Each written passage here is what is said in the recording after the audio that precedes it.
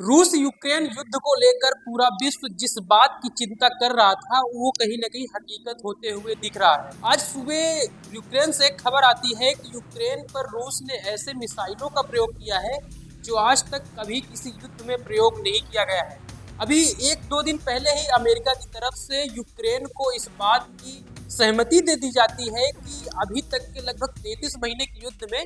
लंबी मारक और लंबी दूरी की क्षमता की जो मिसाइलों का प्रयोग आप नहीं कर रहे थे, वो अमेरिकी निर्मित और ब्रिटेन निर्मित जो लंबी दूरी की मारक क्षमता वाली मिसाइलें हैं, उनका प्रयोग आप रूस के खिलाफ कर सकते हैं। जिसके बाद यूक्रेन को खुली छूट मिलती है और यूक्रेन ठीक वैसे ही करता है जिस प्रकार से बाइडेन सोच रहे थे। अमेरिका के राष्ट्रपति बाइडेन एक छूट देते हैं यूक्रेन को, जिसके बाद से यूक्रेन ने रूस के कई शहरों पर लंबी दूरी की मारक क्षमता वाली मिसाइलों का प्रयोग करता है। जिसके बाद से अंदाजा ये लगाया जा रहा था कि कहीं ना कहीं ये रूस और यूक्रेन का जो युद्ध है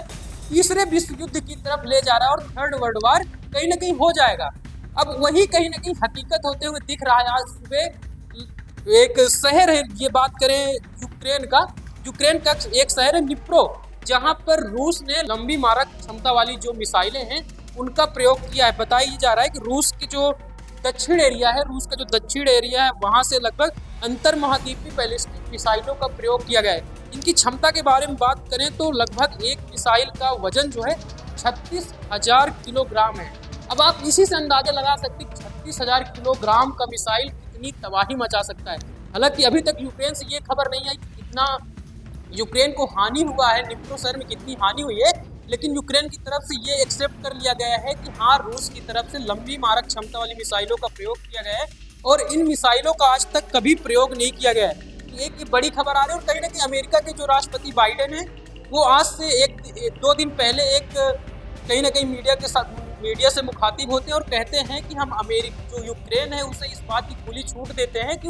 वो रूस पर अमेरिका निर्मित और ब्रिटेन निर्मित जो लंबी दूरी की मिसाइलें हैं उनका प्रयोग कर सकता है। जिसके बाद से यूक्रेन खुली छूट पाता है और हमला करना शुरू कर देता है और कारण ये बताता है कि रूस का साथ कहीं न कहीं उत्तर कोरियाई सेना जो है वो दे रही है यूक्रेन पर हमला करने के लिए, जिसके एवज में हम अब रूस पर ऐसा हमला करेंगे जो याद रखेगा। जिसके बाद से कयास ये लगाए जा रहे थे कि अगर यूक्रेन की तरफ से रूस पर ऐसा हमला किया जाता है उसके बाद से रूस भी कहीं ना कहीं बौखला जाएगा और यूक्रेन पर लंबी मारक की क्षमता, या कहा यह जा रहा था कि जिस प्रकार से परमाणु नियमों में रूस ने फेरबदल किया था, पहले ये होता था कि जो परमाणु निर्मित देश हैं वही लोग हमला करेंगे तब रूस प्रयोग करेगा, लेकिन रूस ने अपने नियमों में बदलाव करता है कि जो बिना परमाणु वाले देश हैं, अगर परमाणु देश वाला कोई उनकी मदद करता है तो रूस इस बात में संकोच नहीं करेगा कि उस देश में परमाणु हमला करे। जिसके बाद से अंदाजा ये लगाया जा रहा था कि रूस अब परमाणु हमला कर देगा यूक्रेन पर और तहस नहस कर देगा। लेकिन अब खबर ये आई है कि लंबी मारक क्षमता की जो मिसाइलें हैं रूस ने यूक्रेन पर दागी है और इसका अंदाजा आप इस बात से लगा सकते हैं कि 36,000 किलोग्राम,